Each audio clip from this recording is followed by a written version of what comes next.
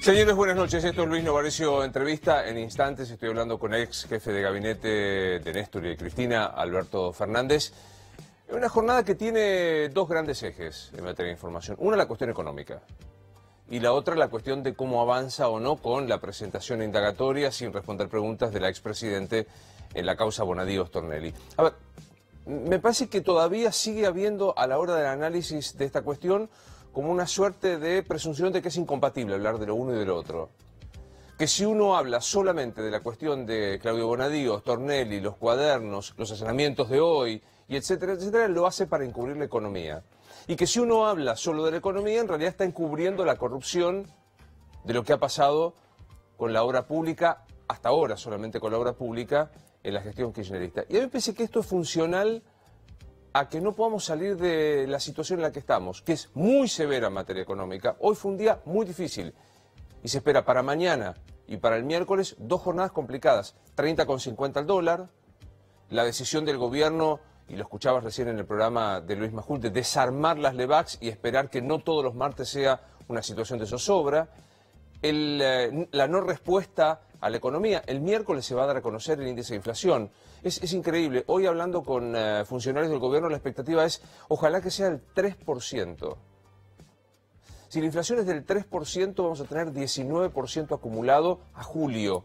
Yo recuerdo que cuando se presentó el presupuesto en septiembre-octubre del año pasado, la expectativa era 19 a julio.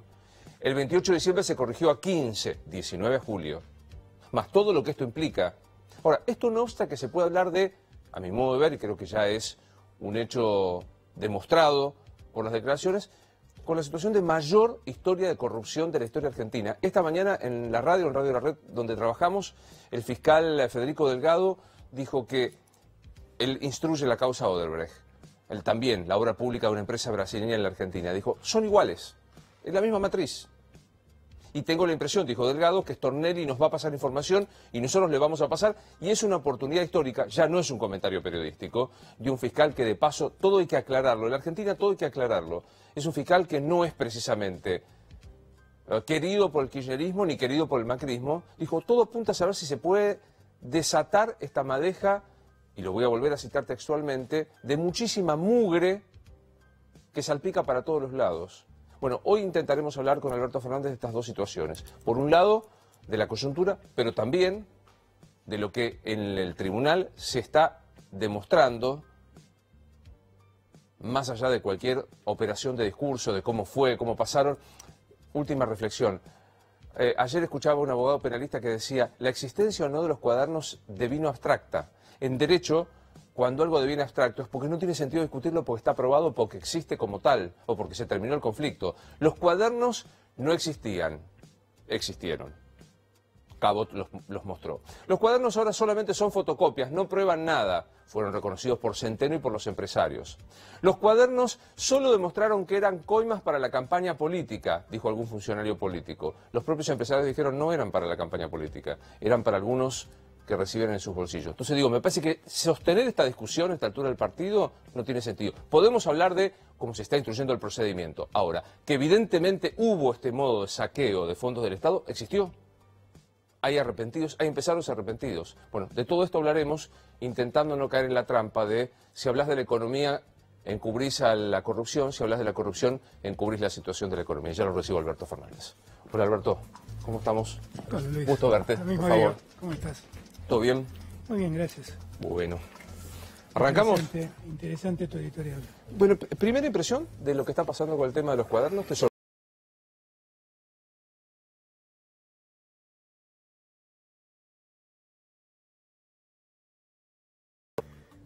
Porque lo sabía de hace un mes y pico atrás.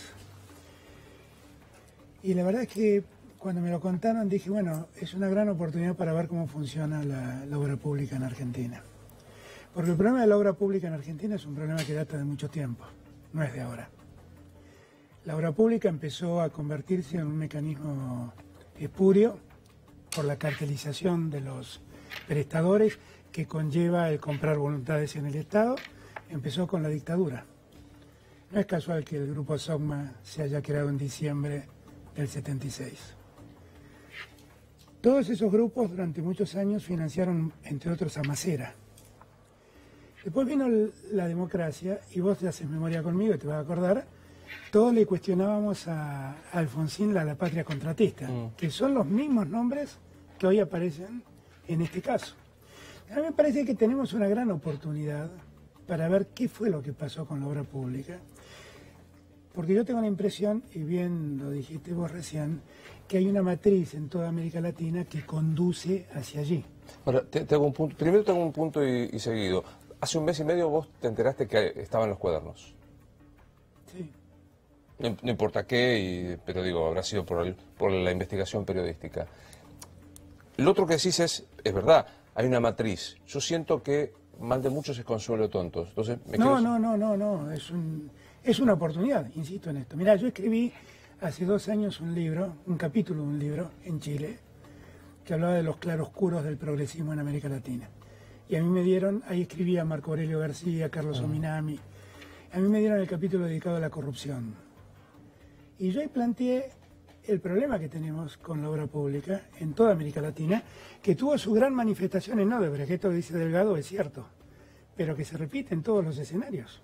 Ahora, te vi o te leí hace no mucho diciendo que vos creías que Cristina no sabía de esto. Después de todo esto, ¿seguís creyendo que Cristina...? Yo lo que digo es que Cristina no participaba de estas cosas, porque sabes que hay una gran confusión sobre cómo funciona la administración Contame pública. cómo funciona. Porque, mira, vos sos abogado como yo. Cuando estudiamos abogacía y llegamos al derecho administrativo, todo el derecho administrativo propone delegar y delegar. Cuanto menos concentración existe, mejor va a funcionar la administración. Y así funciona. Ni un jefe de gabinete ni un presidente participa jamás de una licitación. Jamás. Es un tema muy lejano, muy lejano. Si vos a Cristina la querés culpar por el tema de la obra pública, ¿por qué no la culpás en el tema Cunitas, que es otra licitación en otro ministerio? ¿Sabés por qué no? Porque no tiene nada que ver. Entonces acá se construyó la idea de que Cristina estaba al tanto de todo. Y la verdad es que yo no estoy seguro que Cristina ya estaba al tanto de todo. Pero ella construyó esa idea. Ella construyó la idea de no hay reuniones de gabinete, yo estoy al tanto, yo le digo al ministro... Bueno, está bien, digo... habrá sido su decisión de hacerlo y se habrá equivocado por mostrar esa posición. La realidad es que un presidente no necesariamente sabe lo que está pasando en un ministerio, por ese principio de delegación. Muchas decisiones, la resolución 125 no fue una decisión del presidente, fue una resolución ministerial. Hay muchas decisiones que se toman muy por debajo del presidente. Y acá estamos hablando de derecho penal, no estamos hablando de responsabilidades políticas, porque tal vez tengas razón que hay una responsabilidad política, pero estamos hablando de responsabilidades penales. ¿Me admitís la pregunta burda? Sí. ¿Para vos Cristina no choreó?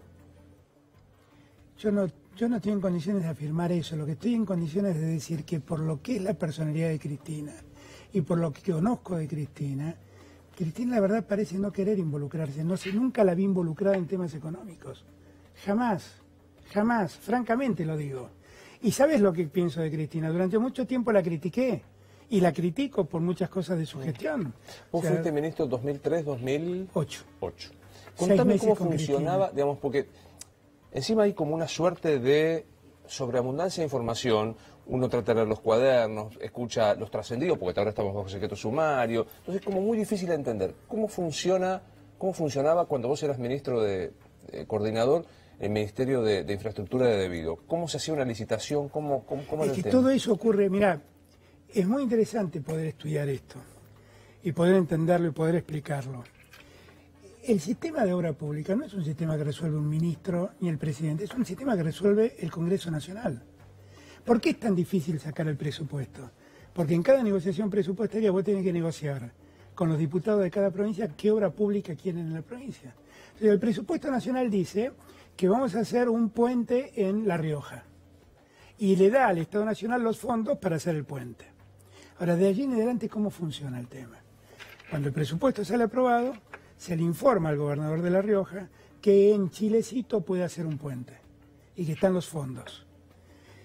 La licitación la hace el gobierno de La Rioja con la intendencia de Chilecito.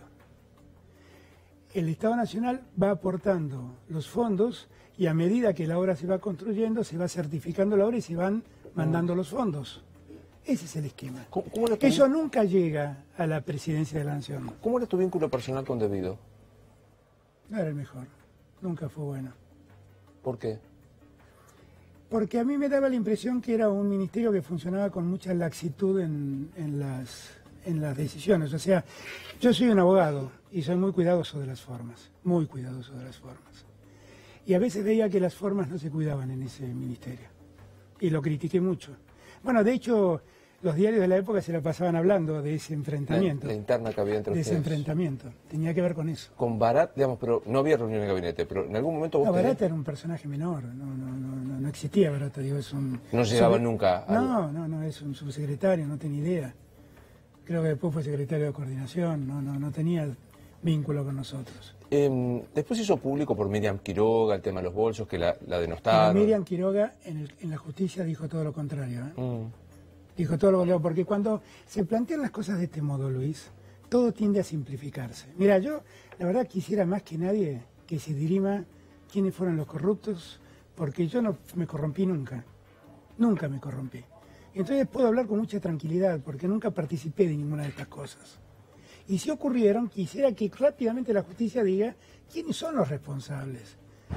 Pero como además soy profesor de Derecho Penal y hace 25, 30 años enseño esto en la Universidad de Buenos Aires, quisiera que se haga con respeto a las reglas procesales. Al debido proceso. Al debido proceso.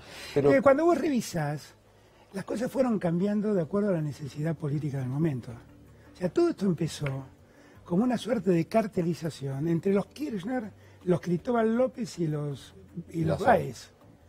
Y hoy ninguno de ellos aparece en toda esta historia. ¿Qué investigamos durante todos estos años? ¿En qué sentido no aparecen? No está en ningún cuaderno, en ningún lado aparecen que ellos hayan sido aportantes de todo esto y hayan participado de todo esto. Pero ¿me entendés lo que está pasando? Que es lo que yo decía, y ojalá pudiera decir de quién se trata. Un ministro que no era ministro durante tu gestión, comenzó comenzó enojando, diciendo una operación de máquina para hablar del dólar, etcétera, etcétera. Y la semana pasada me dijo, sigo creyendo que es una operación, más allá de que se afanaba. Bueno, pero es que yo no creo eso. Yo no creo eso. ¿Cómo crees que debido afanaba?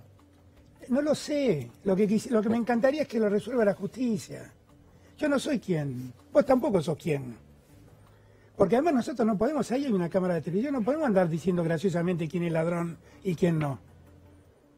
Yo podría decir, mira, este gobierno está lleno de ladrones que disfrazan los robos y el latrocinio bajo la forma de conflicto de intereses. Y el próximo gobierno va a decir, no era conflicto de intereses, habrá corrupción y todos terminarán investigados. Pero es una irresponsabilidad de hablar así. Te lo pregunto más técnicamente como abogado. ¿Te resulta verosímil el relato del circuito de la coima en la obra pública? Lo voy a decir de este modo. Mirá, a mí me parece que acá se abrió una caja de Pandora donde algunos empezaron a decir cómo funcionaba el sistema de la obra pública. Que sería formidable que eso se investigue y se diriman las responsabilidades. No estoy en condiciones de decir quién es inocente y quién es culpable, pero sí me parece que hay un inicio como para poder tirar y ver qué pasó. Hasta el final. Absolutamente. Y ver como vos muy bien mencionaste, hasta la patria contratista. Absolutamente. No, yo no tengo ni hijos ni entenados. Así que bienvenido sea, pero hagámoslo con seriedad. Porque cuando empiezo a ver el proceso, este proceso está plagado de cosas raras, de cosas muy raras. Sí, desde la competencia en adelante. ¿Te hizo ruido que un sucesor tuyo como Abal Medina diga había bolsos? Bueno, no fue exactamente lo que dijo Abal Medina. Abal Medina dice que una vez recibió dinero para una campaña y que creía que ese dinero era dinero bien habido. Y bueno, qué sé yo, eso lo tiene que contestar Juan Manuel, no yo. Pero digo, es distinto a decir había bolsos. Porque Miriam Quiroga, cuando fue a la justicia, dijo todo lo contrario. Y la pareja de Miriam Quiroga dijo que decía eso por despecho y por cobrar dinero. Y eso no salió en ningún diario. ¿De acuerdo? Salió en lo de la Nata, salió profusamente en muchos medios, pero lo que pasó en la justicia no pasó en ningún lado. No se aclaró en ningún lado. Entonces, como yo soy alguien que intenta ser responsable, además quisiera, vuelvo a repetirte, que estas cosas se estudien, se investiguen, se descubren y se condenen a los responsables. Quisiera que la justicia haga bien las cosas. ¿Bonadío es una garantía de...? No, francamente no. Francamente no. Pero no por Bonadío particularmente, porque a esta altura de los acontecimientos yo dudo que Bonadío quiera algo más, quiera otra cosa que no sea meter presa a Cristina. Y acá tenemos otro problema. Vos sos abogado como yo, me vas a entender. Este es un sistema por el cual se empieza a investigar un sistema de corrupción, donde aparentemente hay funcionarios que se corrompieron, cobraron coimas y merced de esas coimas otorgaron obras públicas. Esas obras públicas a su vez se cartelizaban entre un grupo de empresarios. ¿De acuerdo? Los funcionarios no han declarado, se han negado a declarar, no sé. Todos están presos por cohecho. Ahora, los que supuestamente pagaron la coima fueron y dijeron, no, yo no pagué una coima, yo aporté plata para una campaña. Todos ellos están libres. Salvo Wagner, ¿no? Salvo Wagner, pero todos los demás están libres. ¿Cómo es esta historia por lo cual... Es raro. Si es el mismo delito, ¿cómo el mismo hecho es cohecho para uno y es aporte de campaña para el otro? Es raro. No tengo... Este es el modo como ensucian el procedimiento. Perdón. Y lo más grave es que este cambio se inicia con un personaje que se llama Calcaterra, que es el primo del presidente, que maneja o manejó, yo creo que maneja, una empresa familiar del Grupo Macri. Y que todos los diarios cuentan que lo llamó al primo, el primo le dijo, bueno, veamos cómo hacemos, lo llamaron a Angelici lo llamó al fiscal, y el fiscal con Calcaterra arreglaron cómo armar esto para que salga, entre por una puerta y salga por la otra. Y yo dudo, no tengo más opción que dudar. Y lo que podía ser una investigación seria se me empieza a convertir en una investigación trágica. Lo que comparto con vos, y intento desprenderme del haber pasado por la Facultad de Derecho, y visto desde afuera es, ¿cómo es? Yo voy, me denuncio por un delito grave y salgo por la puerta y me evito la cárcel y otros todavía están adentro. Mismo hecho. Un jefe de gabinete está preso, está libre y su empleado está preso por el mismo hecho. Exactamente. Es cuanto menos raro. Lo que yo trato de escarbar en el fondo es, nadie ya discute más que existió ese delito, que es que se afanó la guita. Se discute cómo tratar esa investigación. Pero no es un tema menor. No, claro que no es menor. Pero es un tema central, porque ¿sabés qué pasa? Estoy harto de ver naufragar investigaciones en nulidades. Harto. Y la verdad yo quisiera de una vez por todas que se investigue y se diriman responsabilidades. Es lo que más deseo. Y más allá de lo que yo creo de Cristina, también si Cristina es inocente es la que más quiere que se diriman responsabilidades. Estamos hablando de responsabilidades penales. Nunca te olvides de esto. En el modo de trabajar, y vos lo tuviste, el ejemplo de la 125 fue el paroxismo de ese control, de ese intento que vos tenías de busquemos un acuerdo, salgamos de esto, y no. No se logró. ¿Cómo puedo yo creer que la presidenta que se manejaba así no sabía que su Ministerio de Infraestructura pasaba lo que pasaba? No lo sé, pero es posible, te vuelvo a repetir, porque yo sé que es difícil, y yo sé que en este momento es políticamente muy incorrecto decir lo que estoy diciendo. Pero Cristina era una máquina de exigir acción, hacer y conseguir resultados.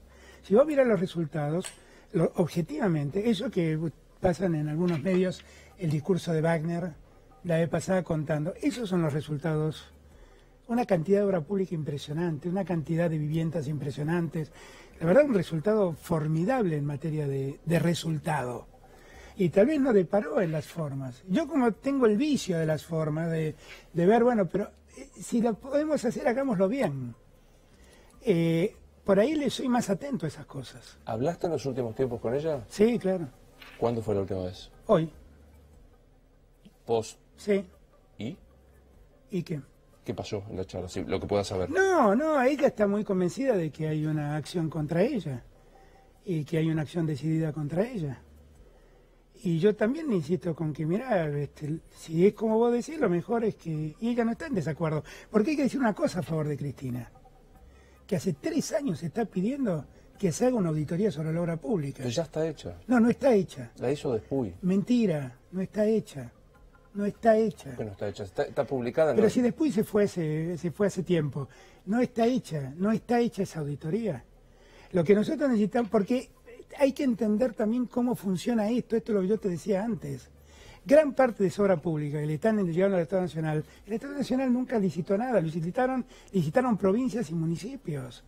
Hay que hacerlo eso, y hay que hacerlo cuanto antes, lo necesitamos como país y lo necesitamos para que esto termine, porque yo te voy a dar un solo dato. Nosotros estamos muy preocupados con todo este entuerto que se ha generado. Ahora, Macri llegó, nosotros licitamos en su momento el soterramiento del Sarmiento.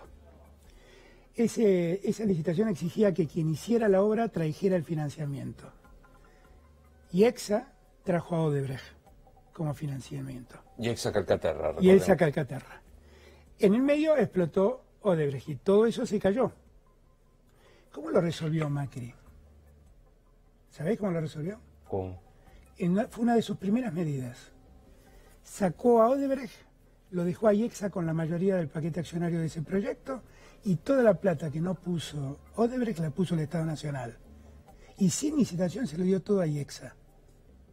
¿Cómo se llama eso? Contratación directa y legítima. Pero ¿sabes lo que te digo es que eso que pasaba, me parece que siguió pasando. Pero ¿sabes qué es la impresión que yo tengo? No es tu caso, vos me dirás, pero tengo la impresión de que funciona acá un principio que es que el delito del oponente político extingue el mío. No es mi caso, no es mi caso. Empecé diciéndote que lo que más deseo es que toda esa investigación se lleve a cabo, se dirima responsabilidades por mi tranquilidad. Porque, yo hoy, Luis, la verdad, yo tengo menos bienes que los que tenía cuando fui ministro. Porque en 8 años me costó mucho recuperarme y tuve que vender ahorros, gastar ahorros. Tengo menos bienes. No me quejo, yo elegí ser ministro, no me quejo. Nadie me mandó ser ministro. Por lo tanto, deseo más que nadie que se investigue quién es quién y qué hizo cada uno y qué responsabilidad le cabe a cada uno. Ahora, lo que no quiero es esta casa de brujas. Yo tengo una teoría, cuando era más joven era mucho más fundamentalista, como decía, yo no puedo compartir el espacio, y después te das cuenta que vos compartís el 90% de los espacios donde vos estás, claro. Lo tenés, digamos, y creo que hay que involucrarse para cambiar las cosas. Totalmente. Y que a veces, entonces, porque alguien te puede decir, ¿cómo compartiste el gabinete con Juan, yo la verdad, ese argumento no lo voy a usar porque me parece de una puerilidad. Un simplismo, sí, un gran simplismo. De una puerilidad absoluta. Comparto. Ahora, mi pregunta es, el que elige a los colaboradores sabe de quién se trata. Y te elige a vos porque tenías un perfil negociador, o lo elige a la baña, y lo elige a debido. Me cuesta creer que la Presidente, la gran estadista planteada en términos de la gran administradora, se le escapara que se le afanaron esta cantidad de millones de dólares. ¿Que se lo afanaron? No entendí. Que había un sistema que vos describiste y yo le agregaría algo más. No era un sistema donde había una obra pública, busquemos una empresa. Es armemos una empresa a la medida de la obra pública. Electroingeniería, Lázaro Báez. Sí, pero vos date cuenta que esos no parecen ser el gran problema. No, pero por eso bueno, ahora sí, en esta sí. Electroingeniería, pero no parece ser el Lázaro en Otesur y Los Sauces. Claro, pero es que es una gran simplificación esa, Luis, te lo digo con todo respeto. Es una gran simplificación. Si acá hay un problema, es un problema de la cartelización de la obra pública. Donde Lázaro Báez era un 4 de copas, esta es la verdad. Ahí los actores se llaman Techín, se llama... Mira, yo veía lo de Techín. Techín dice que pagó coimas para poder resolver su conflicto en Venezuela. Eso dijo Betnaza. ¿No? Y a mí me impresionó eso. ¿Sabes por qué? Porque yo diligencié la reunión de Paolo Roca con Chávez. En Mar del Plata. Pongamos en situación a quien por ahí no sigue la cuestión, se expropia Techín allá en Venezuela, sí. Había que pagar un dinero, Chávez decía no lo pago, no lo pago. Decía. Nada. No lo pago. Y comenzó una negociación para ver cuánto había de dinero. Exactamente. Vos participaste en eso, contanos. Y Chávez inicialmente lo expropia y no quería pagar contraprestación. Viene la Cumbre de las Américas y yo genero una reunión en Mar del Plata, en el Hotel Hermitage, en la suite presidencial, donde estuvieron Chávez, Kirchner, Alberto Fernández y Paolo Roca. Y por momentos estuvo Cristina. ¿Y qué hice yo? Yo quise que dos cosas. Primero, que Paolo Roca hable directamente con Chávez sin intermediarios. Y lo segundo, que Paolo Roca viera lo que el gobierno nacional le reclamaba a Chávez. Que fue decirle, mirá, Chávez, presidente Chávez, usted tiene todo el derecho a quedarse con una empresa siderúrgica si usted cree que eso es necesario hacerlo. Pero tiene la obligación de indemnizar a sus propietarios pagándoles el precio. Y se lo dijimos con todas las letras. Y Paolo Roca le explicó las razones por las cuales él creía que esto debía pasar. Y nosotros avalamos el pedido de Paolo Roca. Y finalmente se le pagó a Paolo Roca. Ahora, ¿Qué pasó en esa negociación? Ya me escapa a nosotros, porque nosotros lo que hicimos fue plantear a Chávez la necesidad de abrir esa negociación. ¿Quién le pidió una coima para hacer eso? ¿Cuál es el sentido de que yo lo siente, Pablo Roca, para hablar directamente con Chávez, para evitar intermediarios, para que después digan que pagaron intermediarios? La mejor versión diría, Alberto hizo el acercamiento y después vino la negociación fina con el Ministerio de Infraestructura, que es ok. Pero es que el Ministerio de Infraestructura no tiene nada que ver. Eso ocurrió en Venezuela. Bueno, Uberti, todo eso ocurrió en embajada paralela de sí, pero todo eso ocurrió en Venezuela. Que entonces, no sé, pagarán un lobby, pagarán lobistas. Por la que se va Rafael Bielsa. Pero no, Bielsa no se va por eso. Bueno, entre otras cosas manda una carta diciendo hay una embajada paralela, no me hago cargo de los negocios que hay con Venezuela, ¿no? Sí, no me acuerdo de esa carta, no sé si la mandó. Pero de cualquier manera, esto fue una discusión entre el gobierno de Venezuela y Techín.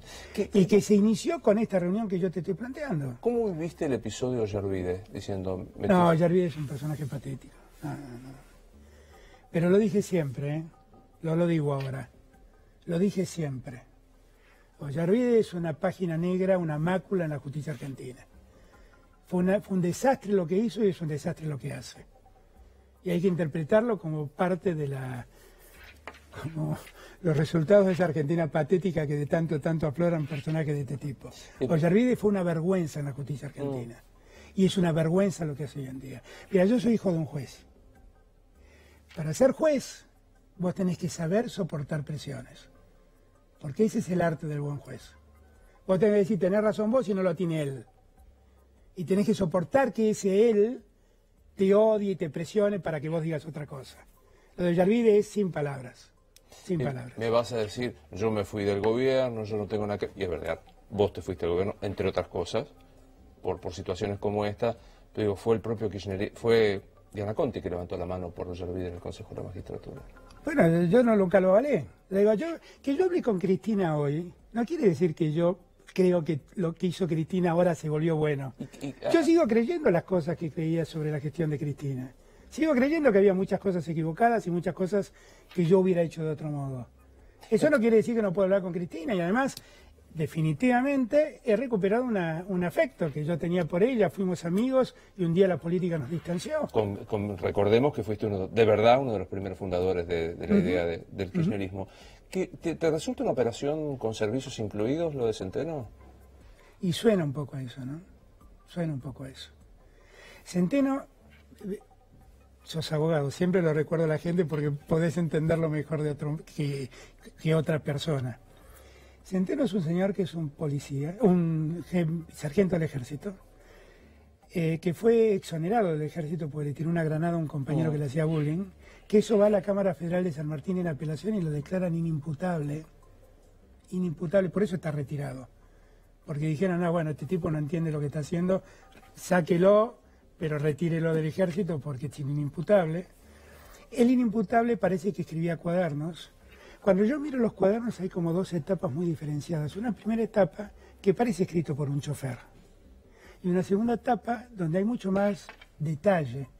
Me sale la palabra literatura, pero puede sonar... Hay mucho más detalle que en la primera etapa no existía. Ahí es donde aparece que llegaron, que lo vea Cristina, que Cristina estaba de jogging, que hay mucho detalle. Pareciera que en el medio es un taller literario y entonces mejoró su condición de escritor. Yo estoy seguro que si hacemos un análisis semiológico, lo escriben personas distintas. Hay un Centeno chofer.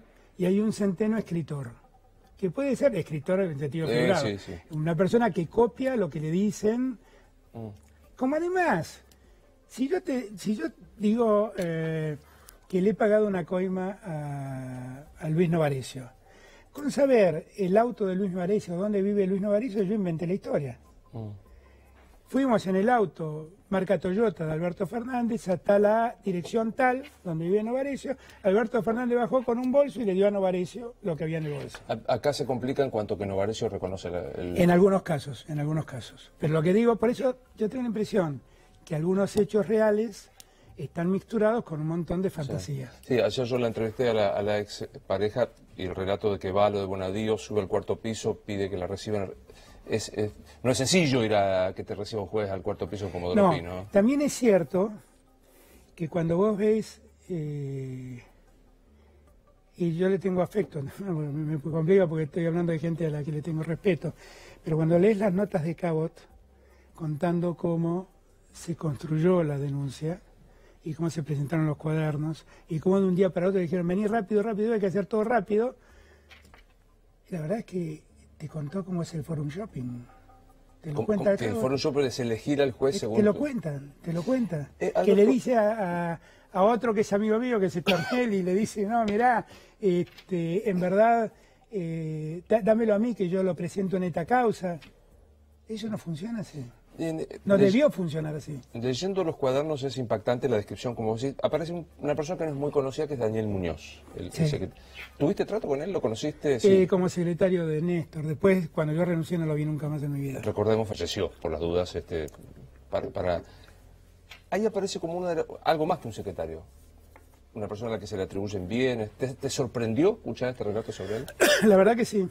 La verdad que sí, porque el recuerdo que tengo de él era un buen hombre, un gordo simpático que le hacía los trámites de secretario a Néstor. Pero no me impresiona si en verdad acumuló esa riqueza, me impresiona. Nadie que es ministro se hace rico, entendelo. Bueno, algunos. Bueno, los que se hacen ricos no es porque son ministros. Claro. Nadie que es ministro se hace rico, sabelo. Si vos actuás honestamente con el sueldo de ministro, sobrevivís. Tendrás algunas ventajas, que te pagan el celular, que te ponen un auto, pero sobrevivís. Nadie se hace rico. Pienso en, me olvidé el nombre, del cordobés condenado en 11 que llegó en colectivo hasta una... Jaime. Bueno, está condenado. Ya la justicia está actuando sobre él. Pienso en la quinta con la pajarera en Zárate de Debido. Bueno, se está investigando. Yo la verdad es que quisiera que todos esos casos, y todos los que sean, se investiguen y cada uno responda. A mí nunca un juez me llama, nunca nadie hizo una denuncia sobre mí. Pero no es porque yo soy un vivo, sino porque no hice nada. Pero si alguna vez me pidieran que explique algo, puedo explicar todo. Puedo explicar todo. Se van a encontrar que mi suerte es distinta a la de ellos. No me fue tan bien. No, y aparte, a mí parece que las generalizaciones son injustas. Digo, yo planteaba a distintos ministros, si esta denuncia de enriquecimiento cayera sobre Kicillof, persona con la que yo tengo enormes discrepancias, sería inverosímil. Absolutamente. No, pero además yo te digo, por eso cuando hablan del gobierno, de la asociación ilícita del gobierno, es un disparate. Yo te puedo cansar de darte nombres de gente honesta que pasó por la función y no se enriqueció. Empezando por Labaña, siguiendo por Vélez, Alberto Iribarne, Pepe Pampuro, Nilda Garré, Jorge Tayana, Alberto Fernández, yo te puedo aburrir, José Ginés González García, Ocaña, Peirano, Lustó. Te podría aburrir dándote nombres de gente que no se enriqueció. Es una pregunta absolutamente poco técnica de lo jurídico, pero la hago igual. Si Cristina está tan convencida de su inocencia, no digo que no se puede renunciar a los fueros.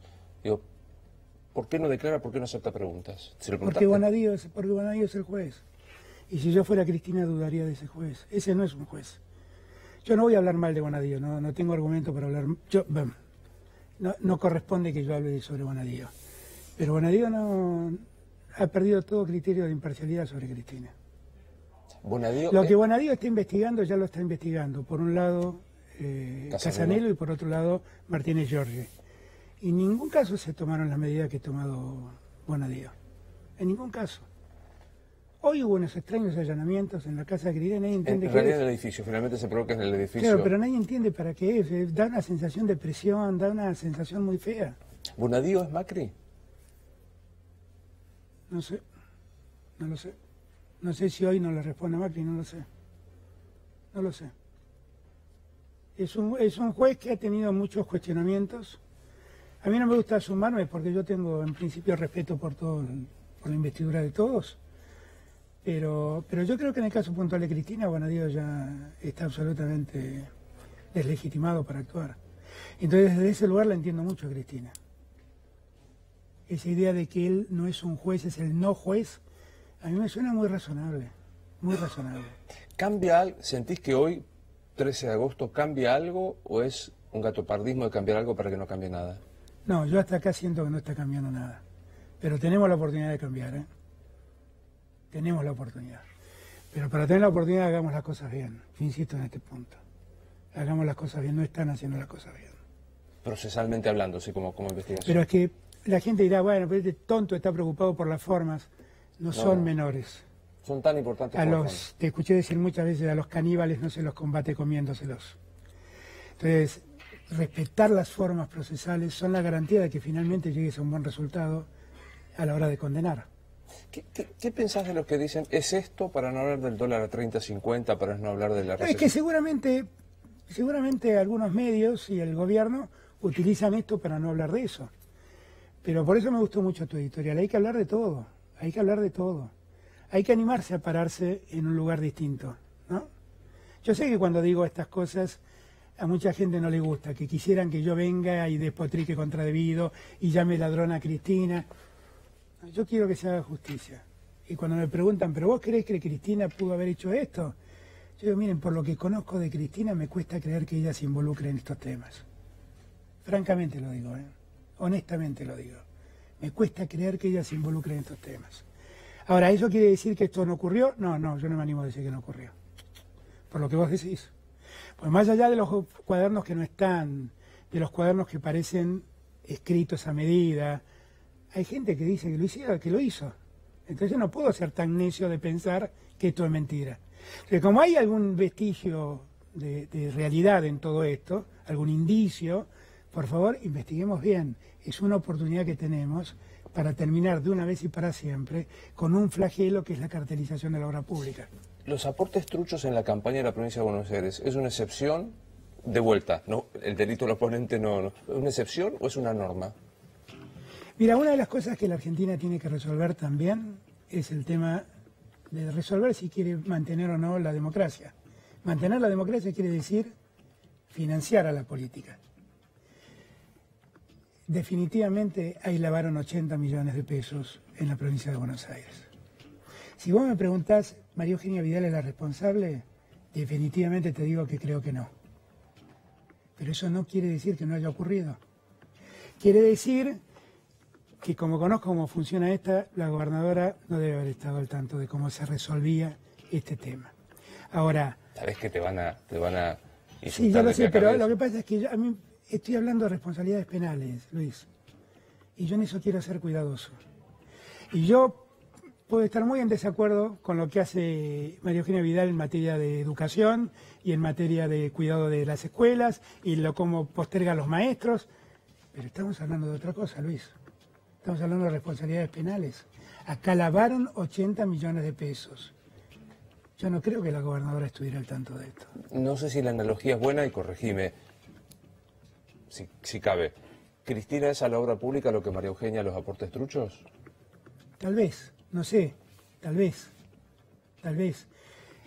Reconozco que los aportes truchos está mucho más lejano a la gobernadora, porque eso no es del resorte de la gobernación, es del resorte de una campaña. Y yo no tengo la impresión que la gobernadora se haya involucrado en esto. Ahora, después también podemos hablar de la responsabilidad política de María Eugenia Vidal, que es otra cosa, y que tal vez la tenga, claro. Y que tal vez la tenga, pero no es el Código Penal. Yo lo que intento es mi vicio de enseñar durante 25 o 30 años Derecho Penal, que entendamos que el Derecho Penal es un tema muy delicado, tiene que ver con la libertad de la gente, y que debemos tratarlo de un modo muy serio. No se trata de andar imputando, persiguiendo y mandando gente presa.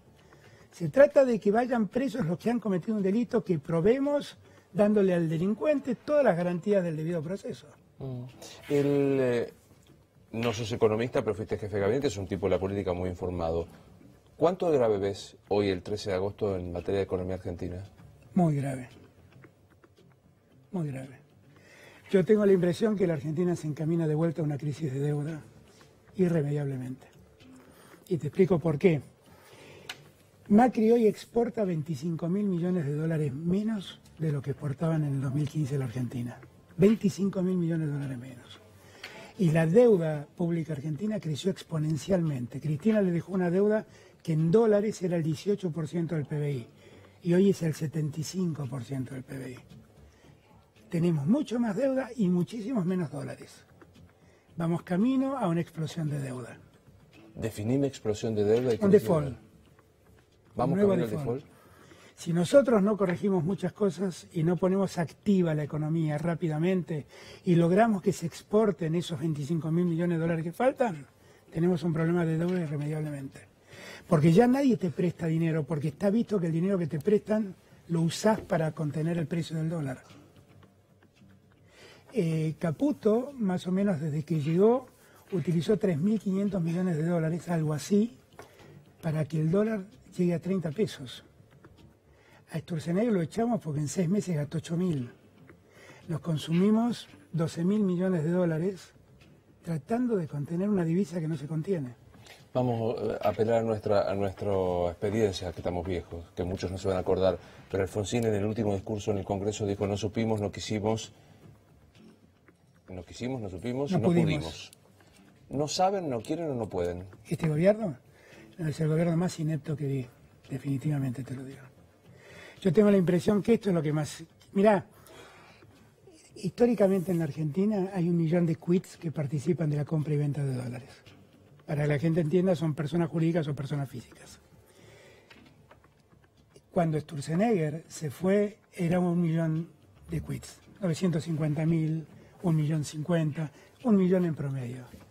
Desde que se fue Sturzenegger eso creció un 30%. Hay 1.300.000 quits hoy en día que participan. Es un 30% más de gente que se vuelca al dólar porque no sabe qué va a pasar. Eso es desconfianza pura. Desconfianza pura. La impresión que yo tengo, y que creo que es lo que la gente percibe, es que el gobierno está en un laberinto y no encuentra la salida. Y da vueltas como un loco, siempre circulando por los mismos caminos del laberinto y sin poder escapar del laberinto. ¿Porque no lo saben o porque no realmente creen en este modelo? Porque han estudiado solo un capítulo. Lo han aplicado, no saben otro capítulo, siguen aplicando el mismo capítulo y siguen generando las mismas consecuencias. Porque se han aferrado a una lógica que ya es evidente que no funciona. Con la lógica de la apertura no trajeron ninguna inversión. Yo vengo de Londres, en donde tuve reuniones con empresarios. El problema no es el peronismo, el problema es Macri. Ven una gran falta de experiencia en la gestión de Macri. Y desconfianza pura. Sienten que Macri no sabe cómo gobernar. ¿Hacia dónde trabajas, políticamente hablando? Hacia la unidad de la oposición. ¿Todos y todas? Todos y todas. Yo creo, pero todos y todas no es para volver a reponer un régimen. No estoy para eso. Yo creo que nosotros tenemos que ser capaces de generar una oferta que sea mejor que Macri. Eso no cuesta tanto, es bastante fácil, pero que también que sea mejor que Cristina. Nosotros no le podemos proponer a la gente volver al tiempo del cepo. No le podemos volver a proponer a la gente volver al tiempo donde la inversión no existía. No le podemos proponer eso. Tenemos que ser capaces de ser mejores que Cristina y que Macri. Esa es la verdadera opción que necesita la Argentina. Incluso con la superación de esos dos nombres propios. Absolutamente. Cristina... Macri es un problema que se lo arreglen los que lo votan. ¿Y no Cristina? está en mi problema. Bueno, Cristina hoy en día es representativa de una cantidad de gente muy importante. Muy importante. Hoy va a la indagatoria con Juan Grabois y con Eduardo Valdés. Hombres directamente del Papa. ¿Es muy loco que los periodistas, digamos, es la bendición personal del Papa? No lo sé por qué estaban ahí. Yo no estoy en condiciones de decir que estaban. Porque ellos además son 2 militantes. No sé si estaban por militantes políticos o cumpliendo algún mandato del Papa. ¿Estás mintiendo? No estoy mintiendo. No. Yo estuve con el Papa hace 2 martes atrás. Hablamos de todas las cosas. También hablamos de la Argentina. Hablamos de los problemas judiciales. Pues lo fui a ver por el tema de Lula. Y el Papa está muy al tanto de lo que está pasando en la justicia de Latinoamérica. Que obviamente no se puede generalizar, no es que todos los procesos tienen las mismas características, pero está muy preocupado con la utilización de la justicia para perseguir opositores. Estoy de preguntas torpes, no lo quiere nada Macri el Papa, ¿no? Eso pregúntaselo al Papa, no soy yo quien debe decirlo. El Papa tiene una investidura muy grande, La verdad es que yo quisiera que al Papa no lo sometamos al debate argentino. ¿Y no se somete un poco él? No se somete un poco, no se involucra, no se somete, no se involucra... Bueno, es su tierra y le preocupa, pero también le preocupó Lula, que también le preocupa Correa, que es otro exceso de la justicia latinoamericana. Y está muy bien que le preocupe y se ocupe, pero lo que yo creo que nosotros no debemos someterlo a nuestras disputas cotidianas. Es demasiado importante el Papa. Casi como al final, pregunta de folletín. ¿Cómo fue la charla de reconciliación con Cristina? Fue buena. A mí me alegró, a mí me puso contento. Fue una charla a lo Cristina, 20 minutos de charla de Cristina, hasta que le dije, pará, me toca a mí. Y entonces yo le conté lo que me había pasado, lo que yo sentía, y a partir de allí creo que nos entendimos muy bien. ¿Quién es el mejor candidato al peronismo para el 2019? No lo sé, porque no sé si están todos en la mesa. Por ahí aparecen algunos a último momento. No lo sé.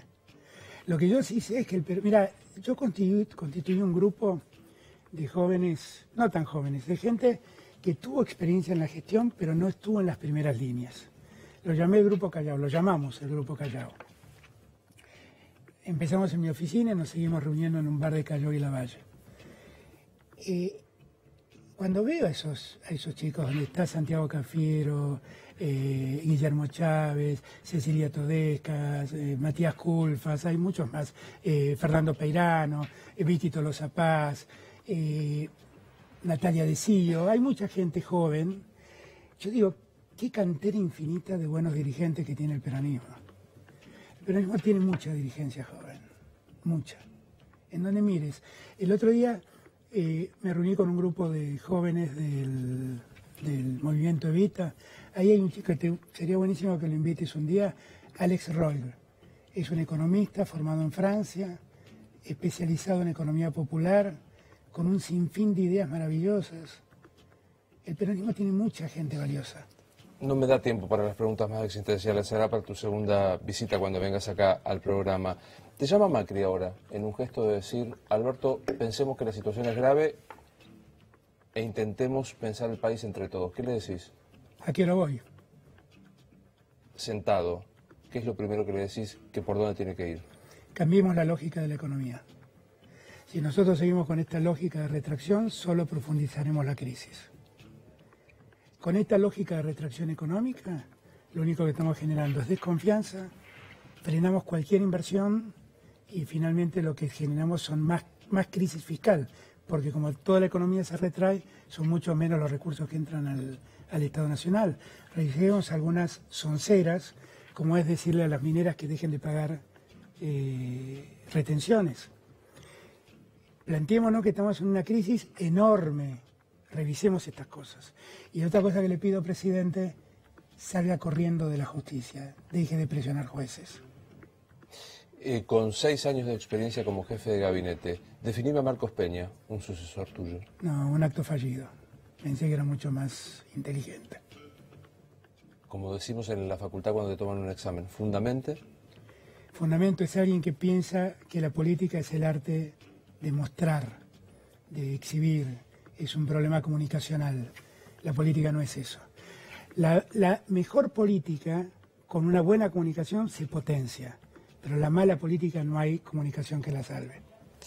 Gracias por haber venido. No, gracias a vos. Esto es Luis Novarecio Entrevista. Hasta mañana.